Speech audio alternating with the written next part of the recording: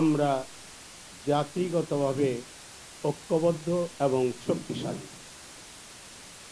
আমাদের সার্বভৌমত্ব সুরক্ষার বিষয়টি আজকের প্রতিপাদ্য। সার্বভৌমত্ব সুরক্ষার প্রধান উপকরণ হল স্বায়ত্তবোধ, স্বদেশ চেতনা, দেশপ্রেম, দেশকে ভালোবাসা এবং দেশের জন্য নিজের প্রাণ উৎসর্গ করার জন্য সদা সর্বদা তৈরি থাকা। এই স্বায়ত্তবোধ এবং স্বদেশ প্রেরণা থেকে উদ্ভূত হয় জাতীয়তাবোধ, এবং সেই জাতীয়তাবোধ আমরা বাংলাদেশের ভূখণ্ড কেন্দ্রিক বাংলাদেশি জাতীয়তাবাদ। আমি আপনাদেরকে সংক্ষিপ্তভাবে কিছু ইতিহাসের কথা বলতে চাই। 1972 সনে মানবেন্দ্র নারায়ণ লারমা তিনি পার্বত্য চট্টগ্রাম থেকে এমপি নির্বাচিত হয়েছিলেন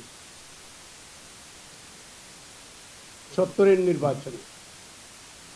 যখন কনস্টিটিউয়েন্ট অ্যাসেম্বলি হলো, 72-এ সংবিধান তৈরি করা হচ্ছে এবং জাতিসত্তা বাঙালি বলে নির্ধারণ করা হচ্ছে, তখন তিনি তখন প্রেসিডেন্ট ছিলেন। পরে তিনি সংবিধান গ্রহণের পরে প্রাইম মিনিস্টার হয়েছেন। শেখ মুজিবুর রহমানের সাথে দেখা করে তার কিছু দাবি দাওয়া জানিয়েছিলেন। শেখ মুজিবুর রহমান তাকে তার দৃপ্ত কণ্ঠে বলেছিলেন, তোমরা সবাই বাঙালি হয়ে যাও।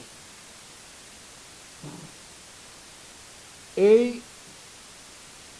বক্তব্যের সাথে তিনি দ্বিমত পোষণ করে রাঙ্গামাটিতে চলে গেলেন, সংসদে আর ফিরে এলেন না, এবং এক পর্যায়ে তিনি ভারতে গিয়ে আশ্রয় নিলেন এবং তার নেতৃত্বে তৈরি হলো শান্তিবাহিনী।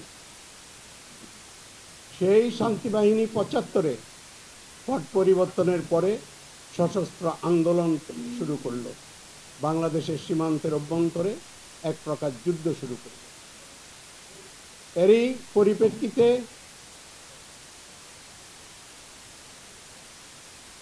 তৎকালীন শহীদ রাষ্ট্রপতি জিয়াউর রহমান তিনি তার বিকল্প হিসাবে পার্বত্য চট্টগ্রামে বাঙালিদের বসবাস একটা প্রতিরোধমূলক ব্যবস্থা হিসেবে গণ্য করে সেনাবাহিনীর প্রহরায় তাদেরকে বসবাসের ব্যবস্থা করে দিলেন, যাতে জনসংখ্যার একটা ভারসাম্য প্রতিষ্ঠিত হয় এবং যাতে তারা প্রতিরোধ যোদ্ধায় পরিণত হতে পারে।